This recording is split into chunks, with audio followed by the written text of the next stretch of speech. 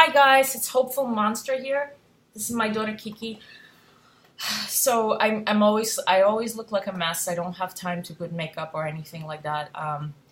You could see it's always a mess here. And I actually wanted to make a video today about Amazon. I saw an article about how they just made $1 trillion, and another article in Business Insider how they don't pay their drivers, and their drivers have to pee in a bottle, and the drivers are underpaid, and they work long hours, 15 hours a day, and they're like, falling asleep, and it's really hard. And then I read another article that most of the employees that work for Amazon, I'm not talking about like corporate level employees, but the ones that do shipping and the ones that work with packages and delivery, they all have food stamps, and the government helps because the pay is, I think, like $28,000 a year, even if you work full time or something like that.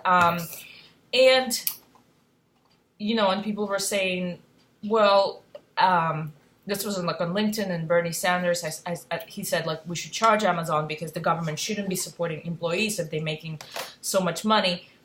And I definitely agree with that, but you have to realize, if a company is making $1 trillion, how do you think they make that $1 trillion? By underpaying their employees. Like, every time like Oprah, you could be rich, and you could be a billionaire, and you could be a billionaire, and you could be a billionaire. No, you cannot. It's a lie, because if I'm a billionaire, who's going to serve me coffee? Is that person that makes coffee, would they be a billionaire? Then the coffee is going to cost $1 billion.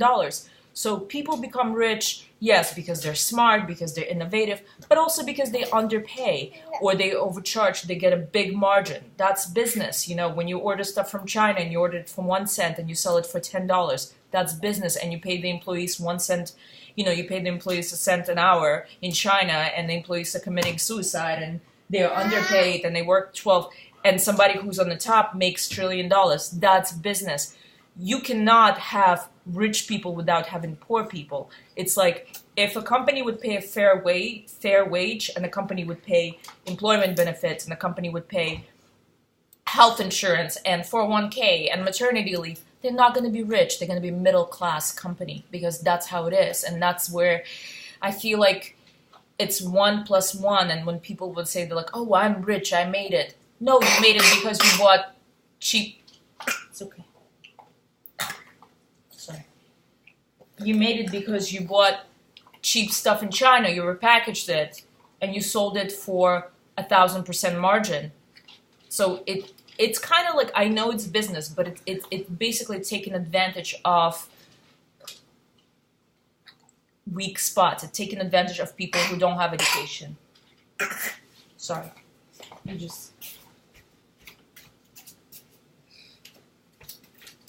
Let me get a bottle for my daughter.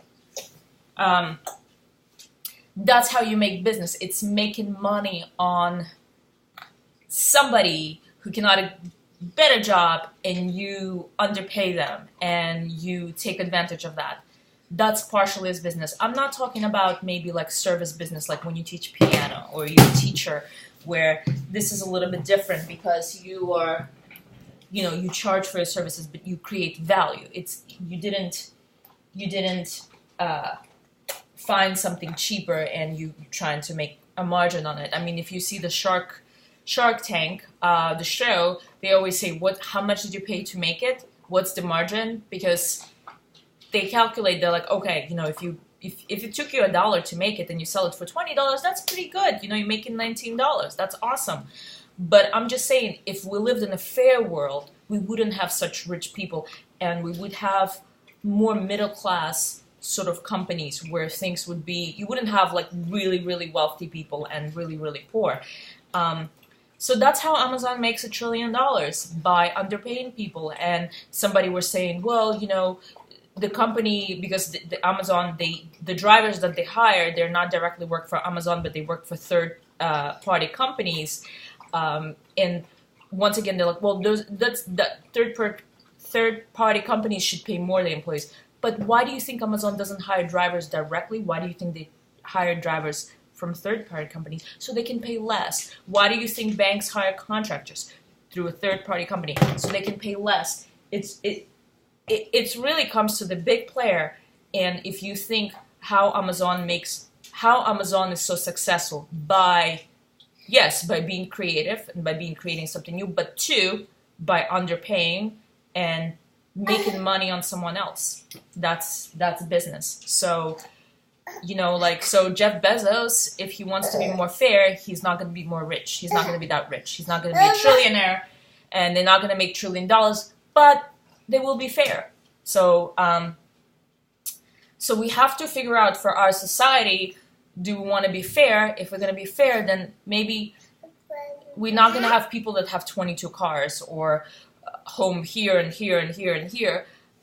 We might have 2 homes or 2 cars, but I think it's, and you could say this socialism, maybe in some way, but I feel like it's a society. In that society, you can be more creative. You don't have to worry about survival. You can more fair society where everyone has a chance. Where just because you were born in China in a very poor country, or because you were born in Malaysia, in Thailand in a very poor country, you don't have to sell yourself for pennies just to survive. I mean, the fairness comes with giving up the superiority. I think the fairness comes with giving up being superior in money and sharing with other people.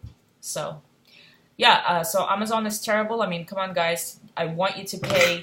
This is to Jeff Bezos. I want you to pay a fair salary. Yes, you're not going to make $1 trillion, but you should pay a fair salary. You should pay health benefits to drivers. You should. Yes, you should. You can afford it, and you're probably not going to be a trillionaire or billionaire. You might be a millionaire, but that's okay. You don't need to have $1 trillion.